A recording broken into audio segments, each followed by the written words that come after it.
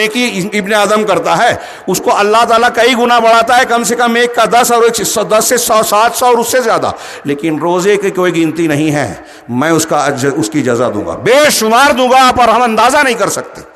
لہٰذا اس وعدے کے ساتھ روزے دار جب قیامت میں رب العالمین سے ملے گا تو خوش ہوگا۔ ایک خوشی دنیا کی روزہ افطار کرنے کے وقت، ایک خوشی آخرت کی۔ روزہ افطار کرنا شام میں جب ہم روزہ کھولتے ہیں، جس کو روزہ کھولنا کہتے ہیں افطار، وہ خوشی ہے۔ اور ایک افطار یہ ہے جو عید الفطر کے نام سے ہی موسوم ہو گئی کہ اب مہینہ بھر جو ہم روزے کے پابند تھے، اب یہاں سے ہم افطار کر رہے ہیں، اور اس دن روزہ رکھنا ممنوع اور حرام ہے۔ اللہ تبارک و تعالیٰ کا حکم ہے کہ ہم خوش رہیں۔ ان روزوں کے بعد یہ خوشی کا موقع مل رہا ہے۔ اس میں ایک سبق بالکل کھلا ہے، اور آخرت کی خوشی اور اس خوشی کو میں جوڑ کر موازنہ کرنا چاہتا ہوں کہ اس میں کھلا ایک سبق ہے کہ ہم اگر دنیا کی سعادت، خوشی، مسرت اور انبساط چاہتے ہیں، ہم چاہتے ہیں کہ دکھ اور صدمے سے نجات ملے، پریشانیوں سے، عذاب سے ہم محفوظ رہیں، زلزلے، طوفان، دشمن کا تسلط، بے عزتی، رسوائیاں، ان سے بچے رہیں، تو اللہ کی رحمت ضروری ہے۔ اور اللہ کی رحمت، مدد، حفاظت کب ملے گی؟ جب ہم اللہ کی اطاعت و فرما برداری کریں گے۔ اللہ کے لیے کھانا پینا چھوڑ دیں، جائز کو منع کیا تو رک گئے، تو حرام جس کو قرار دیا اس سے تو رکنا ہی ہے۔ کھانے پینے میں جو حرام ہے، کردار و عمل میں جو حرام ہے، بات چیت میں جو حرام ہے، عقیدے میں جو حرام ہے، ساری چیزوں کو چھوڑ دیں۔ عبادات میں جو حرام ہے اس کا ارتکاب کرنا بدعت ہے۔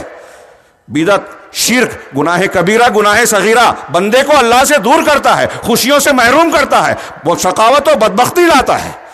یہ ایک منظر دیکھیے کہ یہ روزے کے بعد ہم کو خوشی کا موقع دیا رب العالمین نے، اور قیامت کے دن جو خوشی، جو ماحول ہوگا، اس منظر سے اس منظر کا جو آج ہم یہاں اکٹھا ہیں موازنہ کیجئے۔ میں نے سورہ زخرف کی چند آیتیں پڑھی، ہاں آگے کی آیت ایک جملے پر موازنہ کرتے جائیں۔ اللہ تبارک و تعالیٰ نے مشرکین کا ذکر کرتے ہوئے کہ یہ لوگ قیامت کا انتظار کر رہے ہیں کہ اچانک ان کے پاس آ جائے اور شعور بھی نہ ہو۔ اس دن میں کیا ہوگا؟ الاخلاء یومئذ بعضهم لبعض عدو الا المتقین، کہ سارے گہرے دوست جو دنیا کے تعلقات اور رشتے ہیں، دوستیاں ہیں، سب مٹ جائے گی کہ دنیا وہاں میدان محشر میں گہرے دوست ایک دوسرے کے دشمن بن جائیں گے، سوائے متقیوں کے۔ تقوی کی بنیاد پر، دین کی بنیاد پر جس کا تعلق ہے دنیا میں، قیامت کے دن بھی یہ تعلق قائم رہے گا۔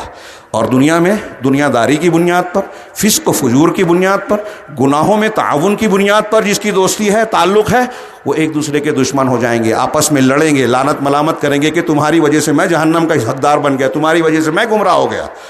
تو ساری دشمنیاں ٹوٹ جائے گی، اللہ کی اور اللہ کے لیے جو دوستی ہے وہ قائم رہیں گے۔ الا المتقین، متقین، قرآن پر چلنے والے متقین۔